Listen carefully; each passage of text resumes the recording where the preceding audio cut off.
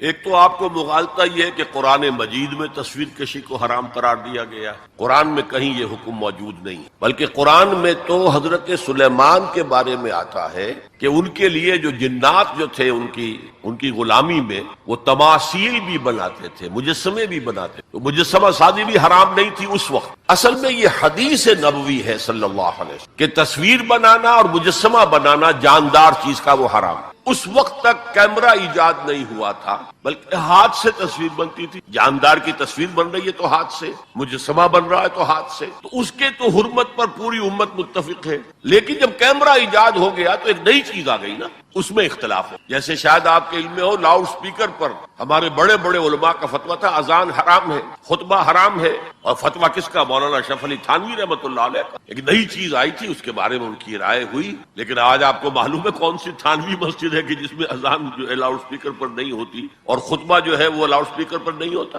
تو نئی چیز کے آنے پر جو ہے یقیناً اختلاف رائے کے پیدا ہونے کا امکان ہے۔ عالم عرب کے تمام علماء کا تقریباً اس پر اتفاق ہوا کہ چونکہ اس میں ہاتھ کا کوئی عمل نہیں ہے، یہ عکس ہے، یہ جائز ہے، علی الاطلاق جائز۔ اس سلسلے میں آپ کو ایک لطیفہ بھی سنا دیتا ہوں۔ پاکستان میں ایک علماء کی کانفرنس بھی ضیاء الحق صاحب نے کروائی تھی، پوری دنیا سے علماء آئے تھے کراچی میں کانفرنس۔ عبد الفتاح ابو غدہ رحمۃ اللہ علیہ بہت بڑے حنفی عالم، عالم عرب کے حنفی عالم بہت بڑے، عبد الفتاح ابو غدہ۔ اور یہ اصل میں جو عثمانی حکومت تھی ترکوں کی خلافت والی، اس کے میں جو شیخ الاسلام تھے ان کے شاگرد رشید، تو وہ ان سے ملنے کے لیے مولانا محمد یوسف بن نوری رحمۃ اللہ علیہ وہ گئے، تو ساتھ ہی دعوت دے آئے۔ وہ تو ہوٹل میں جا کر ملے، ساتھ ہی کہا کہ ہمارا وہ دارالعلوم ہے، وہ بھی آپ ذرا وزٹ کر لیجیے، دیکھ لیجیے۔ وقت مقرر ہو گیا، اب مولانا نے بھی اپنے کچھ لوگوں کو بلا لیا، جن میں ان کے داماد مولانا محمد تحسین، ان کے بڑے داماد، سب سے بڑی بیٹی ان کے گھر میں تھی، وہ بھی تھے۔ انہوں نے یہ واقعہ مجھے سنایا ہے، یعنی یہ نہ سمجھیے کہ یہ کہیں ادھر ادھر سے سنا ہوا بات ہے، ایک ایسا شخص بیان کرنا ہے جو اس میں موجود، اور جو مولانا بن نوری کا اتنا قریبی رشتہ دار تھا، ان کا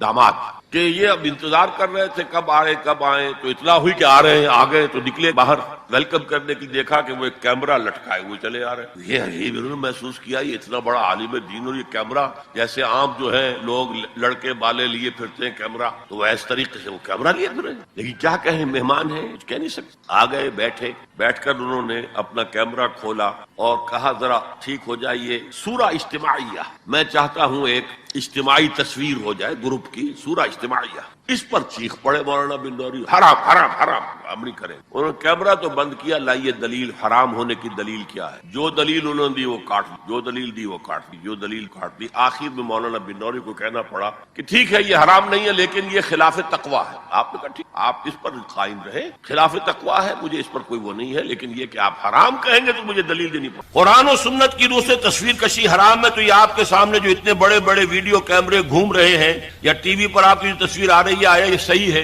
یا اچھا ہے؟ یہ سوال کر لیا۔ دیکھیے کتاب و سنت کی روح سے جو چیز حرام ہے وہ ہاتھ سے تصویر بنانا ہے، کیمرہ تھا ہی نہیں۔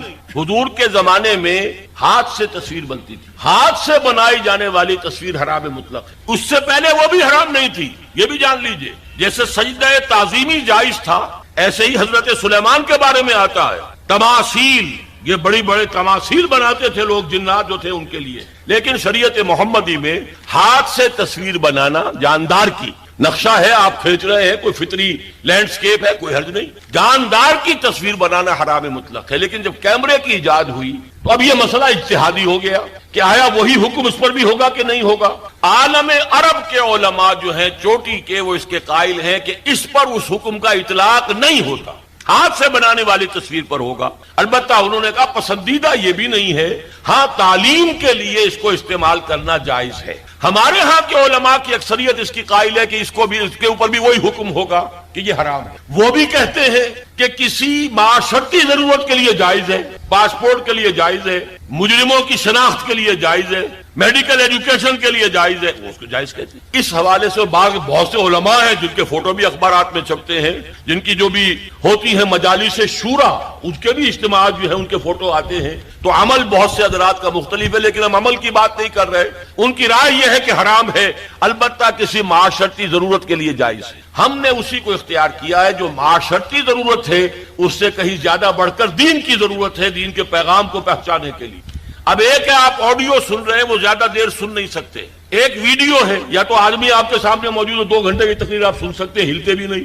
وہی آپ کو آڈیو سننا پڑے تو آپ پہلو بدلیں گے۔ اسی طریقے سے اگر ویڈیو ہے تو آپ بات سن سکتے ہیں، ورنہ نہیں۔ تو ہم نے اس کے لیے اس کو جائز سمجھتے ہوئے اختیار کیا۔ اور یہاں بھی بتا دوں، جو سلطنت عثمانیہ، خلافت عثمانی کے آخری شیخ الاسلام تھے علامہ کوثری رحمت اللہ علیہ، ان کے شاگرد رشید عبد الفتاح ابو غدہ، یہ اس وقت فقہ حنفی کے عالم عرب میں سب سے بڑے ماہر ہیں، ان کے نزدیک بھی جائز ہے۔ ان سے میری ملاقات ہوئی ہے، ان کی رائے میں آڈیو پر لے کر آیا ہوں، بلکہ اب یہ وقت زیادہ صرف ہو رہا ہے۔ وہ تو یہاں پر جب آئے تھے، ضیاء الحق کے زمانے میں ایک علماء کی انٹرنیشنل کانفرنس ہوئی تھی۔ ایک تو علماء جو ہوتے تھے کنونشن اسلام آباد میں تو مقامی علماء کے ہوتے تھے، ایک انٹرنیشنل، اس میں وہ بھی آئے تھے۔ تو مولانا سید محمد یوسف بن نوری رحمت اللہ علیہ ان کے مقام و مرتبے سے واقف تھے، فقہ حنفی کے عالم عرب کے چوٹی کے جو ہے وہ استاد ہیں، ملنے گئے ہوٹل میں۔ تو ظاہر بات ہے کہ جب وہ گئے تھے تو انہوں نے کہا میں بھی آؤں گا، آپ کیا یہ دعوت دے کر گئے کہ آئیے ہمارا دارالعلوم دیکھیے۔ وہ آئے، انہوں نے اپنے داماد کو مولانا محمد تحسین صاحب کو بھی بلا لیا، وہ ابھی زندہ ہیں، ان سے اس واقعے کی توثیق کرائی جا سکتی ہے۔ انہوں نے یہ واقعہ مجھے بتایا کہ جب وہ، میں بھی تھا وہاں بیٹھے انتظار کر رہے تھے، جب بتایا گیا کہ آ گئے ہیں علامہ کوثری صاحب، وہ علامہ عبد الفتاح ابو غدہ، تو ہم سب اٹھ کر باہر نکلے، دیکھا ان کی گردن میں کیمرہ لٹک رہا۔ اب ہم بڑے پریشان، یہ کیا ہے؟ ہم تو سمجھتے ہیں حرام، اور یہاں پہ یہ کیمرہ لے کر عالم دین جو ہے اتنا بڑا مفتی آیا ہے۔ خیر خاموش رہے۔ اب جب جا کر کمرے میں بیٹھ گئے، انہوں نے کھولا، کیمرہ نکالا اور کہا سورہ اجتماعیہ، یعنی ایک جو ہے گروپ فوٹو میں لینا چاہتا ہوں، آپ لوگ ذرا ٹھیک ہو جائے، سیدھے ہو جائے، بیٹھ جائے، سورہ اجتماعیہ۔ اب مولانا بلوری صاحب جو ہے خاموش نہیں رہ سکے، نہیں حرام، ہمارے نزدیک حرام، ہمارے نزدیک حرام۔ انہوں نے کیمرہ تو بند کیا، پوچھا دلیل کیا ہے حرمت کی؟ جو دلیل لائے انہوں نے کاٹ دی۔ آخر میں مولانا بلوری کو یہ کہنا پڑا کہ ہاں حرام تو نہیں ہے، ہم اسے تقوی کے خلاف سمجھتے ہیں۔ آپ نے کہا ٹھیک ہے، یہ بات آپ کا موقع، آپ حرام کہتے ہیں، دلیل لانی پڑے گی۔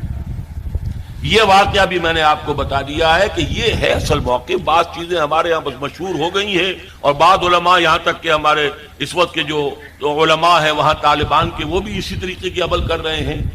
ٹی وی کو بری شے نہیں ہے، ٹی وی کے ذریعے سے آپ کیا پھیلا رہے ہیں۔ ہمارا یہ تھا کہ ایک زمانے میں تو یہ رائے تھی کہ لاؤڈ اسپیکر اذان بھی حرام ہے، نماز کی امامت بھی حرام ہے۔ اب ایک امام کر رہا ہے، 2 لاکھ آدمی پیچھے تبلیغی اجتماع میں، کچھ پتہ ہی نہیں چلتا وہ امام نے کب اللہ اکبر کہا۔ امام سجدے میں پڑا ہوا ہے، پوری جماعت کھڑی ہوئی ہے، امام کھڑا ہو گیا، پوری جماعت گری ہوئی ہے سجدے میں، یہ دادا گر گئے سجدے میں جب وقت قیام آیا۔ یہ اللہ کے بندو، آخر وہاں بجلی بھی جلاتے ہو کہ نہیں جلاتے؟ وہاں پر جو ہے لالٹینیں جلایا کرو، بجلی کا کیا تمہیں حق پہنچتا ہے؟ لیکن یہ چیزیں ہوتی ہیں، اس میں ضرورت ہے کہ اپنی نگاہ کو وسعت دی جائے۔ لاؤڈ سپیکر میں کوئی خرابی نہیں ہے، اس کے ذریعے سے اذان دیجئے تو یہ اچھا ہے، اس کے ذریعے گانے نشر کریں گے برا ہے۔ ٹیلی ویژن کے ذریعے سے دین کی تعلیم کی جائے وہ اچھی ہے۔ اگر کچھ اور فحاشی کریں گے جیسے پاکستان ٹیلی ویژن کر رہا ہے یا جو CNN وغیرہ کرتے تو وہ برا ہے۔ 3 دفعہ قرآن میں آئے ہیں، سورہ توبہ میں آیت نمبر 33 ہے، سورہ فتح میں آیت نمبر 28، سورہ صف میں آیت نمبر 9 ہے۔ سورہ توبہ میں اور سورہ صف میں وَلَوْ كَرِهَ الْمُشْرِكُونَ پر آیت ختم ہوتی ہے، سورہ فتح میں وَكَفَىٰ بِاللَّهِ شَهِيدًا پر آیت۔ تقابلی مطالعہ اس اعتبار سے کرنا ہے کہ اس آیت سورہ حدید کے تمام رسولوں کے ساتھ 3 چیزوں کا ذکر کیا، انزلنا معهم الکتاب والمیزان، اور اس سے پہلے بالبینات، جبکہ حضور صلی اللہ علیہ وسلم کے بیان میں صرف 2 چیزوں کا ذکر ہوا، الہدی و دین الحق۔ اس میں اب تقابلی مطالعہ، اس لیے کہ حضور صلی اللہ علیہ وسلم کا اصل معجزہ بھی قرآن حکیم، الہدی سے مراد ہے قرآن، ہدی للناس، ہدی للمتقین، الہدی دی گائیڈنس، جس میں کہ ہدایت خداوندی مکمل ہوتی، اپنے اتمام کو پہنچ چکی ہے، درجہ تکمیل کو پہنچ چکی ہے۔ اور حضور کا معجزہ بھی، حضور کا معجزہ ید بیضا نہیں ہے، حضور کا معجزہ عصا کی شکل میں نہیں ہے، حضور کا معجزہ کسی اونٹنی کی برآمد ہو جانے کی صورت میں نہیں، حضور کا معجزہ قرآن، یاسین والقرآن انک لمن، قرآن کی قسم ہے، قرآن گواہ ہے اس پر کہ آپ، قاف والقرآن، یہ قرآن مجید کی قسم ہے، قرآن گواہ ہے آپ کی، تمہارا صاد والقرآن ذی الذکر، یہ قرآن ہے جو ذکر والا ہے، نصیحت والا ہے، یہی آپ، اس پر تو انشاءاللہ تفصیلی گفتگو اب دورہ ترجمہ قرآن سے قبل جو میں تمہیدی تقریر کر رہا ہوں اگلے جمعے کی شام کو وہ اس میں تعارف قرآن میں انشاءاللہ تفصیل کے ساتھ. لیکن یہ جان لیجیے کہ معجزہ جمع کتاب مل کر الخدا، اور وہ جو میزان شریعت چلی آ رہی وہ اپنی تکمیل کو پہنچ گئی ہے دین حق. میں نے جو مضمون لکھا ہے، میری کتاب ہے نبی اکرم صلی اللہ علیہ وسلم کا مقصد بعثت، 3 مقالات پر. درمیانی مقالہ یہ حضور کا مقصد بعثت، اور اس میں تفصیل بیان کہ جیسے انسانی ذہن ارتقائی مناظر جو ہے انسان کا فکر اور ذہن انسانی بھی اس میں سے گزرا ہے. یہی وجہ ہے کہ الہدا کا اتمام ہوا محمد پر صلی اللہ علیہ وسلم، جبکہ انسان اپنے ذہنی ارتقاء کے اعتبار سے بلوغ کو پہنچا. اسی طریقے سے تمدن انسانی کا بھی ارتقاء ہوا ہے. کبھی ہم غاروں میں رہتے تھے، کوئی اجتماعی نظام تھا ہی نہیں، پھر کوئی قبائلی نظام ہوا، پھر کوئی اور نظام ہوا، پھر بڑی بڑی مملکتیں قائم ہو گئیں. اب یہ کہ پورا نظام زندگی اس طریقے سے کہ اجتماعیت کی گرفت میں آ چکا ہے، تو اگر وہ نظام صحیح ہے تو تمام افراد کا معاملہ بھی بہتر ہو جائے گا. نظام ہی غلط ہے تو ظاہر بات ہے کہ معاشرہ تل پٹ ہو. تو جب وہ تمدن اس سطح کو پہنچ گیا کہ بڑی بڑی عظیم مملکتیں، امپائر، مملکت روما اور مملکت فارس، اس کے وقت حضور کو اب بھیجا گیا ایک کامل نظام معاشی، ایک complete politico social economic system based on social. اور ظاہر بات ہے جب تک اسے قائم کر کے نہ دکھائے وہ تو شہادت علی الناس اس پر گفتگو ہوئی ہے ان دروس میں بھی. شہادت زبان سے بھی، وہی ذات واحد، شہادت عبادت کے لائق زبان اور بھی شہادت. ہم گواہی دیتے ہیں اشہد ان لا الہ الا اللہ و اشہد ان محمد. پھر ہمارا عمل جو ہے اس گواہی کے واقعتاً اللہ کو اپنا الہ اور معبود اور حاکم مطلق مانتے ہیں، اور محمد کو واقعتاً ہم نے اللہ کا. پھر انفرادی طور ہی پر نہیں، اجتماعی طور پر بھی گواہی اس وقت قائم ہوگی جبکہ وہ نظام عملاً قائم کر کے، ورنہ یہ کہا جائے گا یوٹوپیا ہے. یہ عملی باتیں نہیں ہیں، امپریکٹیکیبل ہیں، انہونی سی باتیں ہیں. سید القوم خادمہم، کیا تکلیف ہوئی جملہ کہہ دیا، لیکن ایسا ہو سکتا ہے کبھی؟ کر کے دکھائیے. کر کے دکھایا ہے ابو بکر اور عمر رضی اللہ، سید القوم خادمہم. اگر دیکھنا ہو عمل کے اندر تو چلو ابو بکر رضی اللہ. نظام قائم کہ ایسا نہیں ہے کہ بس کوئی شاعری کی گئی ہے معاذ اللہ، بلکہ وہ نظام قائم کر کے جس میں ہر اعتبار سے عورتوں کو حقوق دیے، لیکن وہ حقوق اس طرح کے نہیں ہیں کہ خاندانی نظام درم برم ہو. عوام کو حقوق، وہ خلیفۃ المسلمین کو ٹوک پوچھ سکتے یہ کرتا آپ کا کہاں سے، لیکن یہ نہیں ہے کہ پھر وہ آزادی اس طرح کی ہو جائے کہ وہ جو نظام ہے وہ بالکل درہم برہم ہو. اسی طریقے سے صاحب مال جو ہے اس کے اپنے حقوق، لیکن یہ کہ مزدور کا اپنا حق، اور یہ کہ مال کو کھیتنے لگ جائے سود کی بنا پر اور ارتکاز زر ہو جائے، یہ سب سے بڑی حرام ہے اسلام. یہ نظام ہے جو دین حق کی شکل میں محمد عربی صلی اللہ علیہ وسلم اس کا اب تقابل ہم کر رہے ہیں کہ جہاں جنرلائز قانون آیا وہاں لقد ارسلنا رسلنا بالبینات وانزلنا معهم الکتاب والمیزان، وہاں فرمایا گیا هو الذی ارسل رسولہ بالہدی ودین الحق. اس لیے کہ الہدا قرآن ہے، قرآن ہی معجزہ بھی ہے اور قرآن ہی الکتاب. اور وہ نظام جو ہے پولیٹیکو سوشو اکنامک سسٹم، وہ دین حق کی شکل میں کامل نظام کی حیثیت سے پیش. تو کس لیے بھیجا حضور کو؟ لیظہرہ علی الدین، اس نظام کو غالب کر کے. یہ نظام کسی اور نظام کے تابع رہے گا تو پھر ظاہر کر ہوگا، ملوکیت کے تابع ہو گیا، سرمایہ داری کے تابع ہو گیا، کسی اور کے تابع ہو گیا تو وہ تو پھر نظام، وہ تو مذہب بن جائے گا، عقیدہ ہے، نماز ہے، روزہ ہے. جیسا کہ خلافت راشدہ کے بعد تدریجاً جب خلافت کا نظام ختم ہوا، ملوکیت آئی، جاگیرداری آئی، سرمایہ داری آئی، اور دین سکڑ کر رہ گیا عقائد میں اور نماز، روزہ، حج اور زکات اور کچھ ذکر اور حلقے جو ہے مراقبوں کے اس میں. باقی وہ نظام جو ہے وہ تو بادشاہوں کا ہے، محل ہے ان کے بن رہے ہیں. بادشاہ کی محبوب بیوی کا انتقال ہوا ہے تو کروڑوں روپے سے تاج محل بن رہا ہے. بادشاہ کو محل چاہیے، الحمرا بن گیا ہے. بادشاہ کے لیے تو بڑا شاندار توپ کاپی جو ہے، جا کے استنبول میں دیکھیے کتنا عظیم الشان محل بنایا. کہاں عمر فاروق تھے جو حجرے میں رہتے تھے، لیکن کسریٰ اور قیصر کے ایوانوں کے اندر لرزہ طاری ہوتا تھا ان کے نام. کہاں یہ تھے کہ عیاشیاں ہیں، اپنے عیش کے جو ہے ایوان سجا رکھے ہیں، لیکن دنیا کے اندر ان کی کوئی حیثیت نہیں. تو بہرحال اس چیز کو سمجھیے، لیظہرہ علی الدین کلہ، تاکہ وہ غالب کرے، قائم کرے، پورے نظام زندگی پر اسلام چھا جائے، اسلام غالب آ جائے، اسلام قائم ہو جائے. زندگی کا کوئی جز، کوئی پہلو، کوئی ایسپیکٹ اس سے خارج اور فارغ نہ رہے، آزاد. وہی بات یہاں کہی گئی، لقد ارسلنا رسلنا بالبینات وانزلنا معهم الکتاب والمیزان لیقوم الناس به. اب یہ مقصد پورا کیسے؟ پہلے آیت کا ترجمہ کر لیجئے. وانزلنا الحدید، ہم نے لوہا بھی. فیہ بأس شدید، باس کا ترجمہ بعض لوگ ذرا اوائڈ کرتے ہوئے قوت، اس میں بڑی طاقت، لیکن حقیقی ترجمہ اس کا یہ کہ اسلحہ کی قوت. اسی سے تلوار، اسی سے نیزہ، اسی سے ڈھال. اصل میں لوہا اس لیے فیہ بأس شدید، اسی لیے یہ جب بھی لفظ آتا ہے باسا، جب جمع کی شکل میں آتا ہے اس سے مراد ہوتا ہے فقر، فاقہ، بھوک. لیکن جب الباس آتا ہے تو جنگ. چنانچہ ہمارا جو دوسرا درس لیس البر ان تولوا وجوہکم قبل المشرق والمغرب، آخری میں جب آتے ہیں الفاظ والصابرین فی البأساء والضراء وحین البأس، صبر کرنے والے باسا میں، یعنی تنگی ہے، فاقہ ہے، بھوک اور تکلیف ہے، کوئی مصیبت، کوئی زخم لگ گیا ہے اس کی تکلیف ہے، اور حین الباس جنگ کے وقت اصل جہان جہاں جان کے لالے پڑ گئے، جہاں جان کی بازی کھیلنی، جو صبر کا وہاں مظاہرہ کر سکے وہ ہے کہ جو کوالیفائی کر گئے، اولئک الذین صدقوا اولئک هم المتقون، یہ ہے وہ لوگ کہ جو واقعتاً سچے ہیں اپنے دعوی ایمان میں، اور یہ ہے وہ لوگ جو واقعتاً متقی۔ تو ذہن میں رکھیے یہاں پر فیہ باس شدید، اس میں شدید جنگ کی صلاحیت، وہ منافع للناس، لوگوں کے لیے دوسرے منفعتیں بھی ہیں، فائدے ہیں۔ آج کل تو اس کی ہمارے ہاں نزدیک کوئی اہمیت کم ہو گئی ہے، ورنہ توا پر آج چمٹا پھکنی سب لوہے سے بنے۔ اب تو یہ ہے کہ بہرحال استرا کا معاملہ نہیں رہا، اوونز ہے، اس میں شاید وہ لوہا استرا سے نمایاں ہو کے نظر نہیں آتا ہے، لیکن یہ کہ لوگوں کے لیے اور بھی فائدہ۔ وَلِيَعْلَمَ اللَّهُ مَن يَنصُرُهُ، اور تاکہ اللہ یہ دیکھ، یعلم کا ترجمہ ہمیشہ ہم کرتے ہیں دیکھ، جان لے نہیں، اس لیے کہ اللہ تعالیٰ کا علم قدیم ہے، اللہ کو معلوم ہے کون کتنے پانی، لیکن اللہ دکھا دینا چاہتا ہے، ظاہر کر دینا چاہتا ہے، تاکہ اللہ دیکھ لے یا اللہ دکھا دے، ظاہر کر دے۔ مَن يَنصُرُهُ وَرُسُلَهُ بِالْغَیب، کون ہے وہ جو غیب کے باوجود اس کی یعنی اللہ کی اور اس کے رسولوں کی مدد کر۔ دین اللہ کا ہے، پولیٹیکو سوشل اکنامک سسٹم، اس حاکمیت اللہ کے لیے۔ 2 مرتبہ پہلے حصے میں آیت ہم پڑھ چکے ہیں، لہو ملک السماوات والارض، ہم یہ بھی پڑھ چکے ہیں العزیز الحکیم، وہی بادشاہ حقیقی وہ ہے، حکم اس کا چلنا چاہیے۔ لہذا جو لوگ اس لوہے کی طاقت کو ہاتھ میں لے کر اللہ کے حکم کو نافذ کرتے ہیں وہ اللہ کے انگار ہوئے، اور اللہ کے اس دین کو عملاً قائم کرنا فرض منصبی ہے محمد الرسول اللہ کا اور رسولوں کا، تمام رسولوں کا، تاکہ عدل قائم کرے۔ اور حضور کے لیے واحد کے سیدھے میں بھی آ گیا، امرت لأعدل بینکم، اور یہاں 3 مرتبہ آ گیا لیظہرہ علی الدین کلہ، تو گویا کہ جو بھی لوہے کی طاقت لے کر محمد کی نصرت کے لیے میدان میں آ گئے صلی اللہ علیہ وسلم، وہ اللہ کے بھی مددگار۔ بس اس کو میں کہہ رہا ہوں کہ یہ ہے در حقیقت جس کو عریاں کا لفظ میں نے استعمال کیا ہے بارہا، اتنے واضح الفاظ میں دیکھیے آدمی جھجکتا ہے، کہنا نہیں چاہتا، لیکن اللہ تعالیٰ کو واللہ لا یستحیی من الحق، اللہ کو حق بات کے کہنے میں کوئی رکاوٹ نہیں، کوئی عام آدمی سمجھے گا یہ بات کہنے کی نہیں ہے، اگر ہے بھی دل میں تو رکھو، اسے زبان پر نہ لاؤ،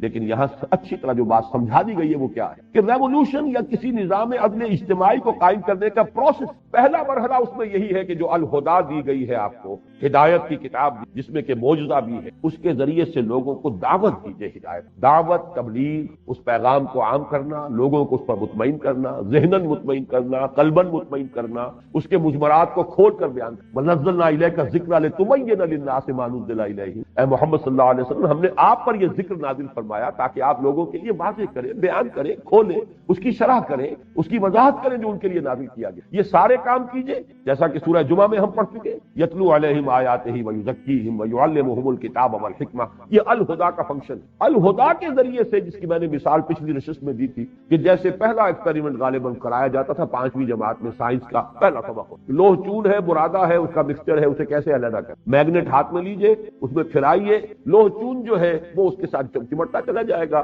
برادہ رہے۔ بالکل یہی معاملہ ہے، یہ الہدیٰ، یہ میگنیٹ ہے، ہدایت کی طرف کھینچے گا کس کو؟ جس کی اپنی فطرت کے اندر وہ ہدایت کسی نہ کسی درجے میں موجود۔ اگر وہ ہے ہی نہیں تو جیسے برادہ نہیں چمٹتا اس میگنیٹ کے ساتھ، وہ ابو جہل نہیں چمٹے گا، جن کی فطرتیں مست ہو چکی ہیں، ابو لہب نہیں چمٹے گا، چاہے وہ حقیقی چچا ہے اور ایک دیوار بیچ کا پڑوسی ہے محمد رسول اللہ صلی اللہ علیہ وسلم، اور ہو یہ رہا ہے کہ آپ کے گھر میں کھانڈی پک رہی ہے تو اس کے اندر بھی غلادت پھینکی جا رہی ہے، اور یہ اکثر سگا چچا ہے جو باپ کی جگہ پر ہوتا ہے، لیکن یہ کہ وہ عناد اور دشمنی اور شقاق یہ اس درجے ہے اندر، اور حسد کہ اس کی وجہ سے یہاں تک سگا۔ اس حوالے سے جان لیجئے کہ جس کے اندر صلاحیت ہے وہی کھینچے گا، جو گڈ کنڈکٹر آف ہیٹ ہے اسی میں حرارت جو ہے وہ شرائط، جو گڈ کنڈکٹر آف الیکٹریسٹی ہے اسی میں کرنٹ پاس کرے گا۔ لیکن بہرحال آپ اس میگنیٹ کو پھیلائیں، جتنا بڑا معاشرہ ہے اتنا ہی پھیلائیں گے، تبھی اس میں جو بھی سلیم الفطرت لوگ ہیں وہ چمٹ کر آئیں گے۔ آپ صرف ایک کلیا میں گڑ پھوڑتے رہیں گے تو اور آس پاس کے لوگوں کو کیا پتہ چلے؟ لہذا جو بھی آپ کا پہلا فیلڈ ہے، میدان کار جو ہے، اس کی وسعت کے مطابق اس قرآن کی دعوت کو پھیلائیے عام۔ پھر یہ کہ وقت کی ذہنی سطح کے مطابق، یہ نہ ہو کہ آپ واز کہہ رہے ہو صرف، جو آپ کا ذہین عنصر ہے وہ اس کو سمجھے ہی نہیں،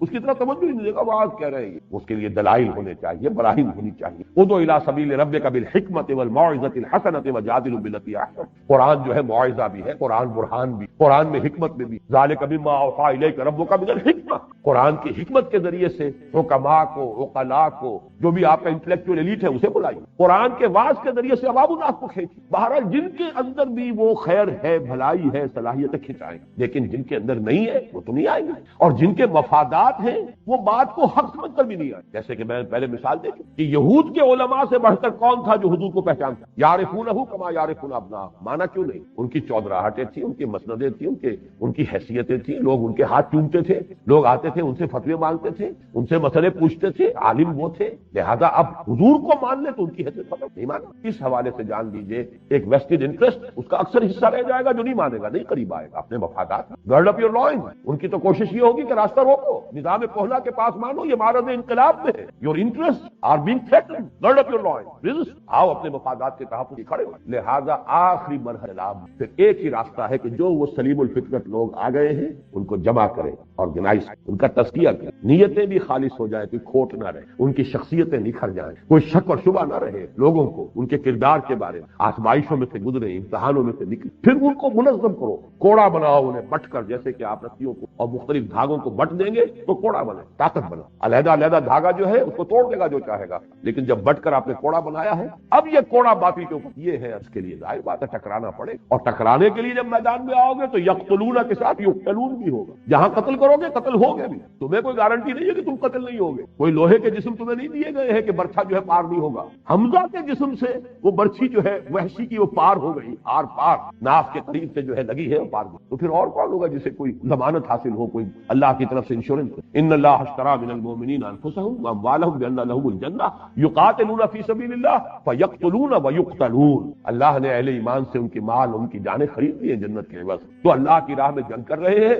قتل کرتے بھی ہیں، قتل ہوتے بھی ہیں. یقتلون ویقتلون. غزوہ بدر میں 70 قرشی مارے گئے، صحابہ صرف 14 شہید ہوئے، 13 آن دی اسپاٹ. ایک زخمی ہو گئے تھے جو مدینے واپسی پر راستے میں شہید ہو گئے، انتقال ہو. لیکن غزوہ احد میں مسلمانوں کی غلطی کی وجہ سے پانسا بالکل پلٹ گیا، 70 مسلمان. تو یقتلون ویقتلون. یہ تو کرنا پڑے گا. انقلاب اس کے بغیر، اس کے لیے جان دینی اور اس کے لیے طاقت کا استعمال. اور اس کے لیے میں اب آپ سے کیا عرض کروں کہ علامہ اقبال کی جو عظمت میرے دل میں اس لیے کہ ان حقائق کو جس خوبصورتی سے انہوں نے بیان کیا. 2 شعر ان کے ایسے ہیں، ایک تو فلسفے کے اعتبار سے چوٹی کے شعر تو میں پہلے سنا چکا ہوں آپ کو جمعرات کے روز، یا یہ کہ آج بھی پہلی نشست میں سنایا ہے. یہ جو فلسفہ انقلاب کے 2 شعر، گفتند جہان ماں آیا بتومی سازن، گفتم کے نمی سازن، گفتند کے برہم زن. اللہ نے مجھ سے کہا، گفتند انہوں نے کہا، جہان ماں آیا بتومی سازن، میرا یہ جہان ہے جو میرا دنیا ہے اس وقت جس میں نے تمہیں بھیجا ہے، یہ تمہارے ساتھ سازگاری کرتا ہے، تمہیں پسند ہے، ٹھیک ہے، یہ نظام صحیح ہے.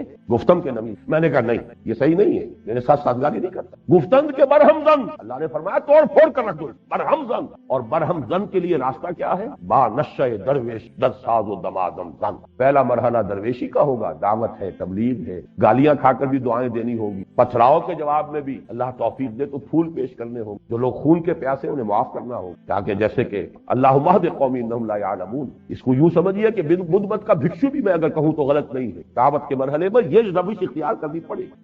دعوت کے اندر تو التجا بھی ہوتی ہے، لجاجت بھی. اللہ کی تو سنو میری بات، در در پر جا رہے ہیں، کسی نے کچھ کہہ دیا، کسی نے کچھ. 3 آدمیوں سے ملے ہیں جا کر طائف میں. ایک نے کہا اچھا جی آپ کے سوا کوئی نہیں ملا تھا اللہ کو رسول بنانے، نکل جاؤ یہاں. ایک نے کہا جاؤ چلے جاؤ، میں تم سے بات بھی نہیں کرنا، اس لیے کہ یا تو تم جھوٹے ہو یا سچے ہو. جھوٹے ہو تو جھوٹے کو میں منہ نہیں لگاتا، سچے ہو تو کہیں میں کوئی گستاخی کر بیٹھوں گا. اگر تم واقعی اللہ کے رسول ہو تو کہتے رہے تم روانہ ہی. ایسے زہر میں بجھے ہوئے جملے محمد اللہ کے. اور پھر جب روانہ ہوئے واپس تو انہوں نے وہاں کے اسٹریٹ ارچنز جنہیں آپ کہتے ہیں انہیں ذرا اشارہ کیا، پتھراؤ ہو رہا ہے، تاک کر ٹخنے کی ہڈی کو نشانہ بنا. اور صرف ایک ساتھ زید ابن حارثہ، ایک آدمی ایک طرف سے ڈھال بن سامنے آتے ہیں حضور کو بچانے کے لیے، کور کرنے کے لیے. ادھر سے مارتے ہیں پتھر، ادھر سے مارتے پیچھے، جسم لہو لہان ہو رہا ہے، پاؤں میں آ کر خون جم گیا ہے جوتیوں میں. پھر کچھ غشی سی تاری ہوئی ہے، بیٹھ گئے ہیں. تو ایک گنڈا آیا ادھر سے، اس نے اس بغل میں ہاتھ ڈالا، دوسرے نے دوسری بغل میں. اٹھو چلو.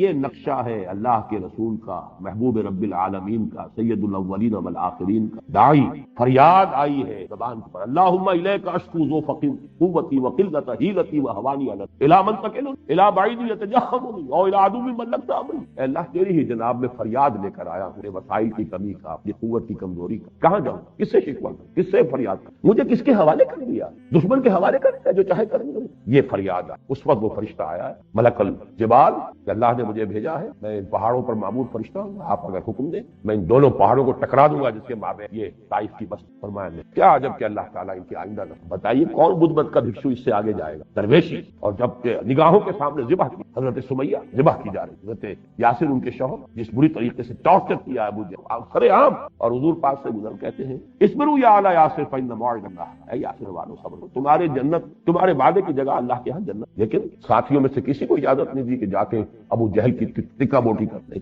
ابھی مرحلہ درویشی کا نغمہ ہے، بلبل شوریدہ تیرا خام، ابھی اپنے سینے میں اسے اور ذرا تھام، ابھی ذرا اپنے جذبات انتقام کو تھامو. ابھی مرحلہ پیسو ریزسٹنس کا. ایک وقت آئے گا تمہارے ہاتھ کھول دیے جائیں گے. اذن للذین یقاتلون بانہم ظلموا. ایک وقت آنے والا ہے، تمہیں اذن قتال بھی ملنے والا ہے، تمہیں اینٹ کا جواب پتھر سے دینے کی اجازت ملے گی، ابھی تھامو، نغمہ ہے بلبل شوریدہ تیرا خام اپنے سینے میں سے، اور وہ وقت آیا، پھر تلواریں بھی ہیں، نیزے بھی ہیں، میدان میں آئے، یقاتلون فی سبیل اللہ یقتلون و یقتلون۔ اس کو اقبال نے 2 مصروں میں بیان کیا۔ پہلا شعر پھر سن لیجئے، گفتند جہان ماں آیا بتمی سازد، گفتم کے ضمیر، گفتند کے برہم زن، نظام کو توڑ دو پھوڑ دو، با نشہ درویشی در ساز دمادم زن۔ پہلا مرحلہ یہ ہوگا، درویشی کی روش اختیار کرو، درویشی کی خوب پختہ کرو، اور کرتے رہو محنت، دعوت ہے، تربیت ہے، تنظیم ہے، صبر ہے، پوری طریقے سے جھیلو تکلیفیں، مصیبتیں، درویشی کیوں پختہ شوی، جب تیار ہو جاؤ، پختہ ہو جاؤ، تعداد، کیفیت اور کمیت دونوں اعتبارات، سیرت بھی پختہ ہو چکی ہو، تربیت ہو چکی ہو، تزکیہ ہو چکا ہو، قول و فعل کا تضاد نہ رہا ہو، انسان کا ظاہر باطن ایک ہو چکا ہو، منظم ہو، ایک امیر کی دعوت کے اوپر کھڑے ہو، لبیک کہیں اور اپنی جانوں کی قربانی دینے کو تیار ہو، اور اگر روکنے کو حکم دیا جائے تو رک جائے۔ یہ پختگی جب آ جائے، جو پختہ شوی خدرا بر سلطنت جم زن، اب اپنے آپ کو سلطنت جم پر دے مارو، یہ ہے 2 مصروں میں پورا اس کے لیے انزلنا الحدید، ہم نے لوہا بھی، دلیل بھی اتار دی، بینہ بھی اتار دی، جو نیک سرشت ہے وہ آ جائیں گے، اب ان کو منظم کر کے طاقت بنانا، ریولیوشنری فورس، ایسے سرفروش، ایسے جافروش کہ جو اپنے سر کی اور جان کی بازی کھیلنے تیار ہو۔ من المؤمنین رجال صدقوا ما عهد اللہ علیہ فمنهم من قضى نحبه ومنهم من ينتظر وما بدلوا تبدیلا۔ اہل ایمان میں وہ جوان مرد ہے کہ جو عہد انہوں نے اللہ سے کیا تھا وہ پورا کر دیا سچا، ان میں سے وہ بھی ہیں جو اپنی نظر پیش کر چکے، اور جو باقی ہیں وہ منتظر ہے کہ کب باری آئے۔ وبال دوش ہے سر جس میں ناتواں پہ مگر لگا رکھا ہے تیرے، یہ ہے وہ آیت مبارکہ، وانزلنا الحدید فیہ باس شدید، اس میں قوت ہے جنگ،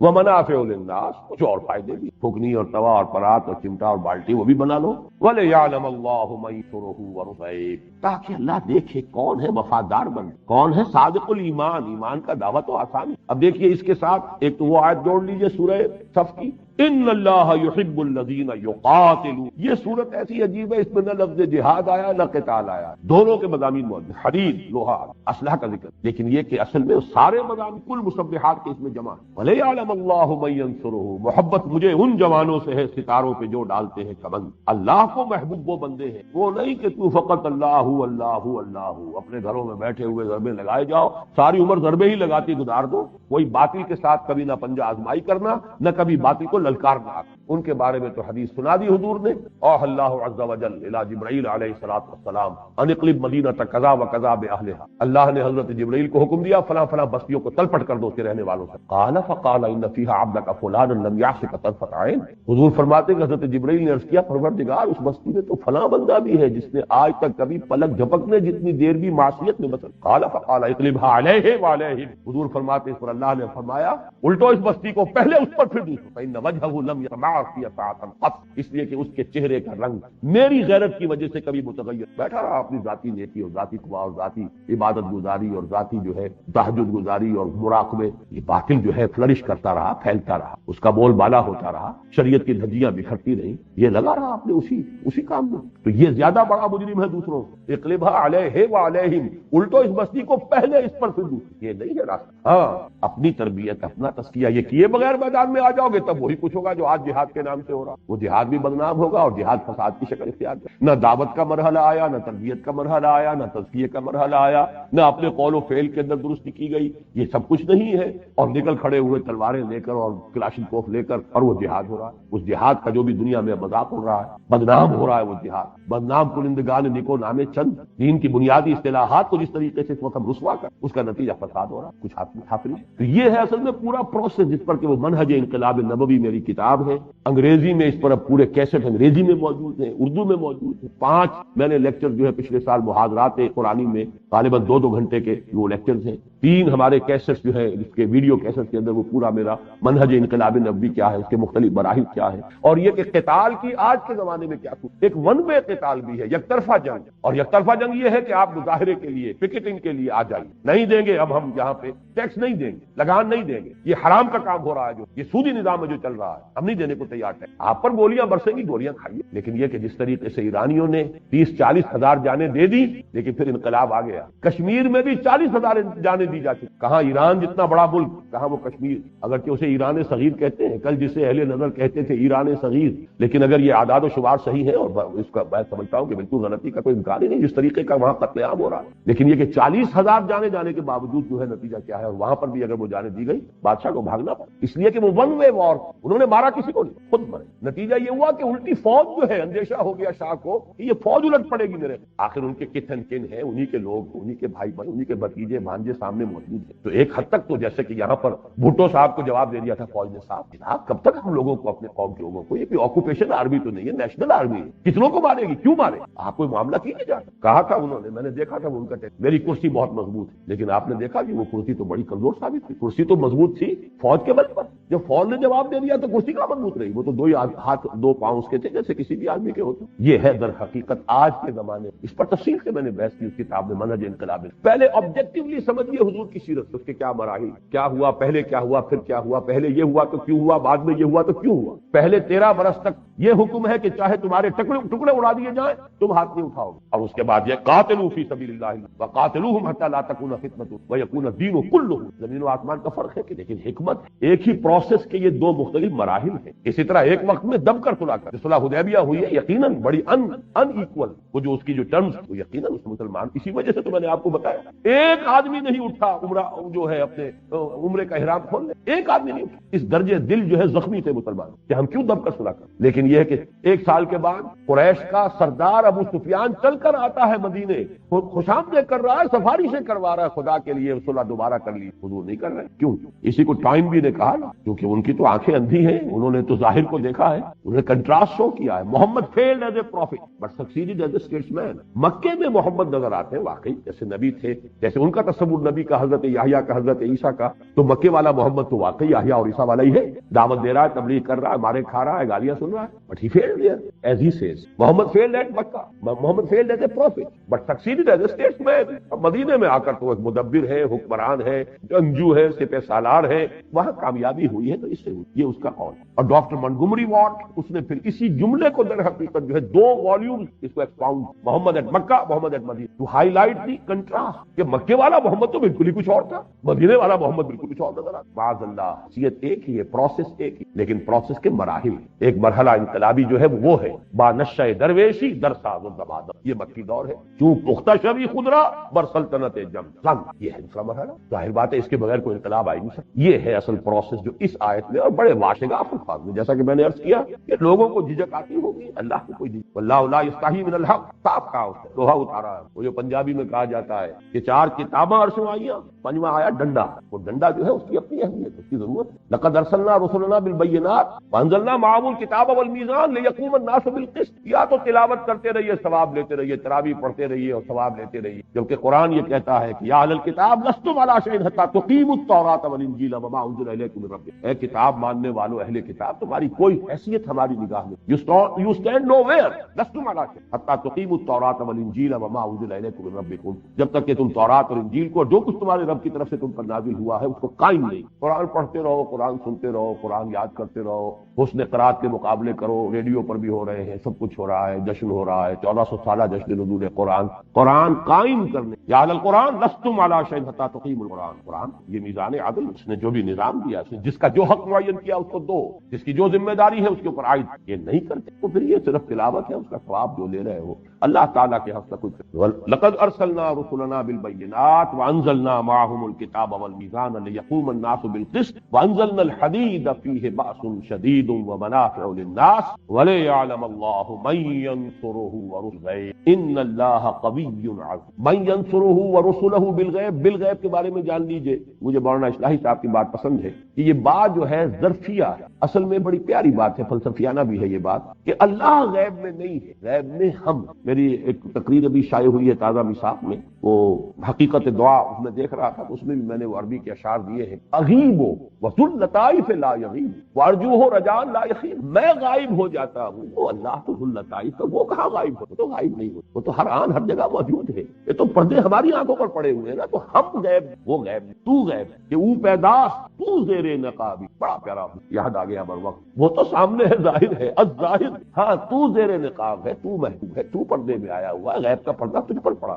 تو بالغیب غیب میں ہوتے ہوئے ہم اللہ کو دیکھ نہیں رہے، پھر بھی یہ جو شخص اللہ کے لیے تن من دھن وقف کر، بڑی شاباش ہے اس اللہ کی۔ بعض احادیث میں آتا بھی ہے کہ یہ لوگ جو ہے فرشتوں سے اللہ تعالیٰ جو ہے اس میں مباحات کرتا ہے، اپنے نیک بندوں کا ذکر کرتا ہے کہ میرے یہ بندے جو ہیں مجھ سے جنت مانگ رہے ہیں، انہوں نے جنت دیکھا ہے؟ دیکھی ہے؟ نہیں، پھر بھی مانگ رہے ہیں۔ انہوں نے دوزخ سے پناہ مانگ رہے ہیں، دوزخ دیکھی ہے کہ نہیں دیکھی، پھر بھی مجھ سے یہ سوال کر رہے ہیں کہ میں نے دوزخ سے بچاؤں۔ تو جو شخص غیب کے بغیر وہ دل کی آنکھ سے دیکھا ہے، عقل کی آنکھ سے، تو جو یہ اس کے باوجود ان صلاتی و نسکی و محیای و مماتی اللہ، غیب میں ہونے کے باوجود اگر وہ یہ سب کچھ کر رہے ہیں، کرا جوئی چرا در پہ تو تابی کہ وہ پیدا تو زیر نفس کو تلاش کر رہا ہے، وہ جو میں نے شعر آپ کو سنائے تھے ہائی اسکول کی پریئرز میں، خالق میرے کہاں ہے تو مجھ کو تیری تلاش ہے، کسے تلاش کر رہے ہو، کسی کو تلاش کر رہے ہو، کس پیچ و تاب میں ہو، وہ تو ظاہر ہے، در حقیقت تم ہو گئے، نقاب تمہاری عقلوں پر، تمہاری آنکھوں پر۔ تو جو لوگ اس حالت میں کہ وہ غیب میں اور پھر وہ مدد کر رہے ہیں، اللہ ینصرہ ورسلہ بالغیب، اچھا یہ نوٹ کیجئے،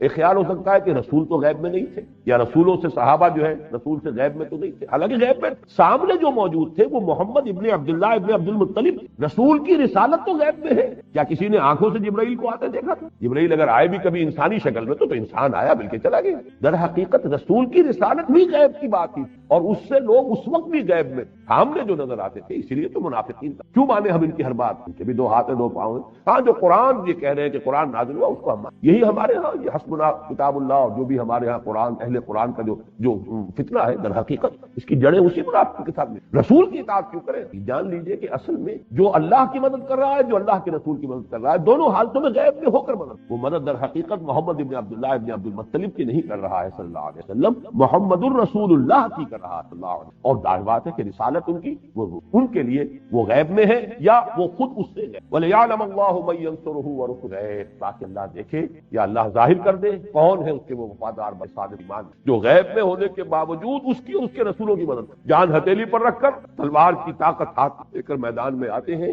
باطل نظام کا قلع کما کر، یا اگر تلوار ہاتھ میں نہیں بھی لیتے جیسا کہ میں نے کہا اس دور میں اس کے لیے جو اجتہاد بھی کرنا پڑے گا، اس لیے کہ ایگزسٹنگ آرمیز ہیں، بہت بڑی بڑی آرمیز، لوگ نہتے ہیں، وہاں کوئی اسٹیبلش گورنمنٹ نہیں تھی، کوئی اسٹینڈنگ آرمیز نہیں تھی، اتنا بڑا فرق نہیں تھا، ڈسپیرٹی نہیں، 313 کے مقابلے میں 1000 آئے ہیں بدر میں، تو 1 اور 3 کی نسبت ہوئی، ہتھیاروں کا فرق لگا لیجیے تو 1 اور 10 کی ہو جائے گی، 1 اور 20 کی ہو جائے گی، 1 اور 100 کی ہو جائے گی، اس سے زیادہ تو نسبت نہیں۔ یہاں تو یہ ہے کہ جو نظام ہے جاگیرداری ہے، سرمایہ داری ہے، ملوکیت ہے، اب شاہ فہد کی حکومت کو حفاظت دینے والے تو ان کی فوج بھی ہے، ان کے لیے شرطا بھی ہے، ان کی فورس بھی ہے، اور ظاہر بات ہے کہ جیسے کہ ایئر فورس نے پاؤنڈ کیا تھا ہما کو، اور وہاں پر کے جو اسٹرانگ ہولڈ تھا اخوان المسلمون کا، اور اس کے دھجیاں بکھیر کر رکھ دی، ایسے ہی اگر کہیں پر ہوگا تو یہی ہوگا نا۔ لہذا یہاں اجتہاد، وہ اجتہاد وہ ہے کہ جو بہرحال جو بھی جس کا حق ہے وہ ادا کیا جانا چاہیے۔ ایرانیوں نے اس کی مثال دی، 2 طرفہ جنگ کی بجائے 1 طرفہ جنگ، اپنے مرنے کے لیے اپنے سینے کھول، ایسے ایسے لرزہ خیز واقعات کہ ایک جلوس صرف خواتین کا، بچوں کو گود میں لے، گولیاں کھائی ہیں، گری ہے، اور وہ شیر خوار بچے گرے، تب وہ شاہ کو بھاگنا، 2 گز زمین بھی مل نہ سکی کوئی یار، جب اس درجے تک معاملہ ہو جائے، بہرحال اس کا اندیشہ تھا کہ کہیں فوج اچانک مجھ پر الٹ نہ ہو، جان بچا کر بھاگنے۔ یہ ہے اصل میں اس وقت کا جو نظام، تھوڑا سا اجتہاد کا معاملہ ہے، وہ میں تفصیل سے اپنی کتاب میں بحث کر چکا۔ آخری الفاظ ہے ان اللہ قوی عزیز، یہ نہ سمجھو اللہ تم سے مدد مانگ رہا ہے تو اللہ کمزور ہے، اس کو تمہاری مدد کی حاجت ہے، وہ تو القوی، وہ عزیز ہے، زبردست، آنے واحد میں اس کا ایک حرف کل ہوگا اور یہ نظام چلا کے ساتھ چل پڑے، لیکن تمہارا امتحان، خلق الموت والحیات لیبلوکم ایکم احسن عملا، قلزم ہستی سے تو ابھرا ہے مانند حباب، اس دیا خانے میں تیرا امتحان ہے، you have to prove your worth, تمہیں ثابت نہ ہوگا۔ اور اس کے ضمن میں وہ آیت اس کے ساتھ جوڑ دیجئے، لا یستوی منکم من انفق من قبل الفتح وقاتل اولئک اعظم درجۃ من الذین انفقوا من بعد وقاتلوا، جو ابتدائی مراحل ہوتے ہیں کسی انقلاب، اس میں جنہوں نے جانیں کھپائیں، جنہوں نے اپنے مال کھپائے، جنہوں نے اپنی صلاحیتیں لگائیں، اپنا وقت لگایا، اپنی زندگی لگا دی، ان کا جو رتبہ ہے یہ رتبہ بلند ملا جس کو ملا۔ بعد میں جب کہ حالات بدل جاتے ہیں، نیک کام جب بھی کیا جائے گا وہ نیک ہے، اس کا ثواب ملے گا، اچھا ہے،